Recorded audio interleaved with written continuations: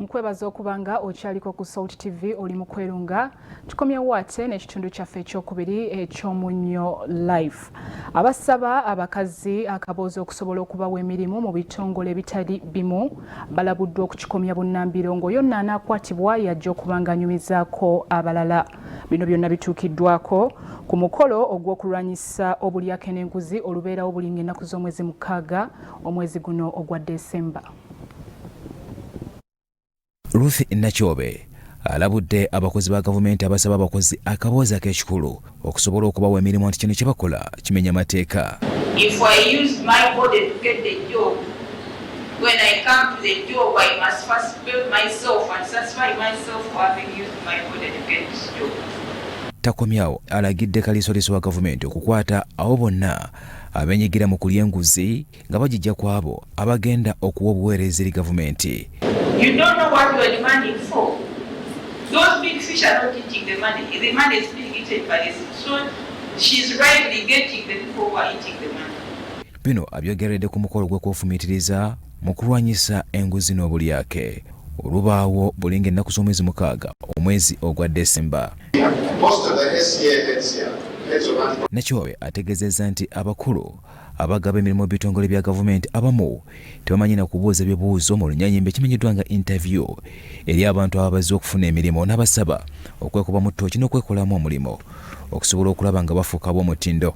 You got a commission and then somebody is there is asking who was the first president of the Republic of Uganda. That is a question being asked. You never ask something. At the end you get out of the commission, all the questions asked are irrelevant to the job.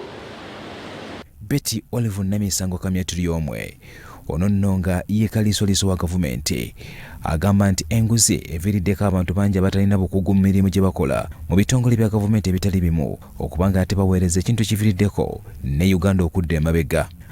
When you recruit the wrong officers without integrity, without the right capabilities, who cannot be efficient, you are actually setting the stage for grand corruption.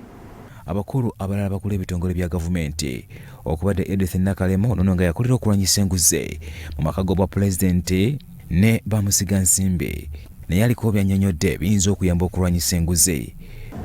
Should I say expelling or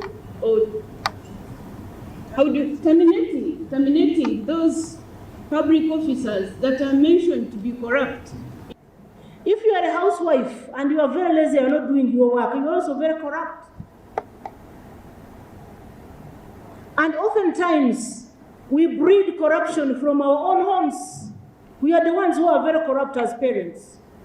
Bo abakozi ba gavumenti abeetabye mu kuza olunaku luno baliko ensonga ez'enjawulo ze bategeezezza yafisi ya kaliisoliiso. To start by apologizing where we have not met the standard, where we have not met your expectations. Please forgive the Ugandans in those offices, but to assure you that we are doing our best to serve you. Bia Chamba de Lawrence, Salt TV, Omunyo.